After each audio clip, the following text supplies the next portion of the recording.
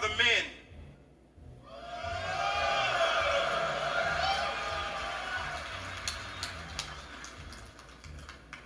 But the problem is that today, it seems like we're not around. I mean, we're around, we're just not around. Because most men choose to be more like the abominable snowman, footprints everywhere, but nowhere to be found. Ouch. We live in a generation of boys that are being raised to be men, just like their mothers. Because 70% of them in the African American community don't have fathers. And 40% and rising in the Anglo community don't have fathers. So I'm just saying, we're around, we're just not around. Spending all of our time right in the middle of a decaying culture that we ourselves have bound. Women, forced to be mothers, fathers, leaders, protectors, nurturers, providers. They're pretty much doing it all, operating all outside of their created being. But then you and I, we want to take them to the counselor and tell the counselor that she won't submit. Petition. Submit? Submit to what? Submit to a man who won't submit?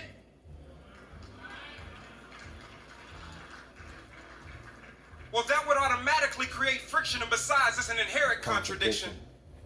Jesus' whole life was about submitting to the Father.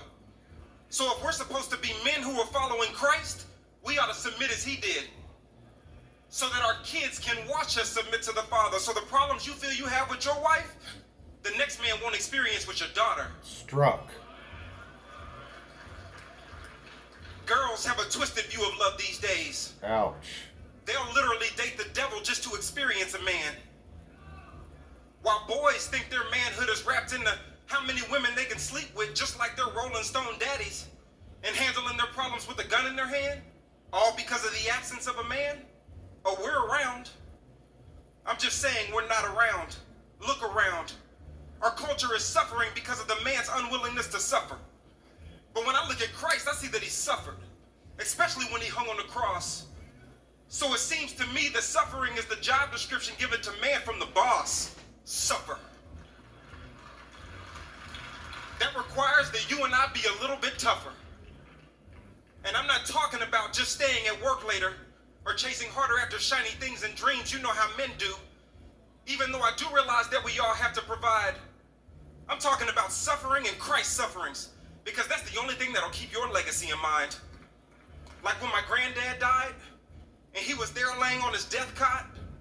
His kids and his kids' weren't standing around talking about the things that he bought. I think not. It was more like when my sister Crystal ran over to him and said, Grandpa, your grandkids are running around going crazy, as if this is a day to celebrate. Do you want me to quiet the boys? No. Grandpa said, no, Crystal, you don't understand. I want to This die is a to day to this celebrate noise. because I wanted to die to this noise. And then it happened. He fell asleep right there in the middle of his own den. But I can still see the pride in his face because he was surrounded by all his kingdom men that came from him. Yeah, we prayed with him.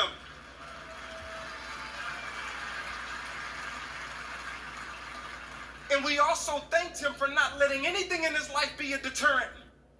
Because the fruit that now falls that from the allows his tree is legacy the the opportunity children. one day to hear what he heard that day. Well done, my good and faithful servant.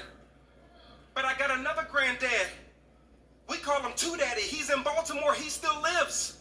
And I know you may know a little bit about his story because that's how Tony Evans is who he is. Ditto. First generation Christian.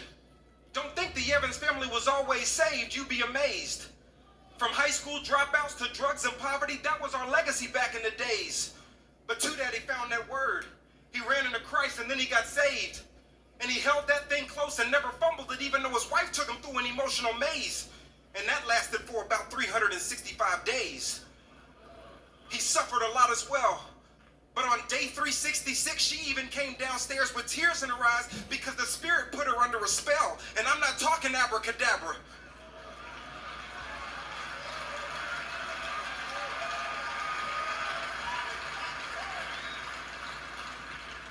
was a courageous investment of Two Daddy's time. And now that 1 year of suffering has become a 50-year harvest that I can call mine. Yeah, And my yeah. wife and my son and my daughter and my child to come. And it's our job to hold that legacy tight until Jesus comes and says that it's done. But enough about me. What about you? What does your legacy become?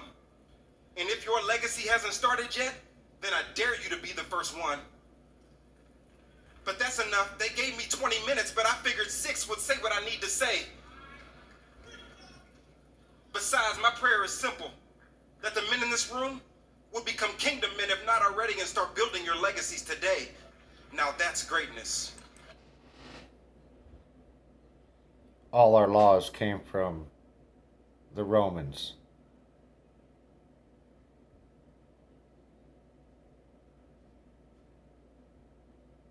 The alternate problem of population solution being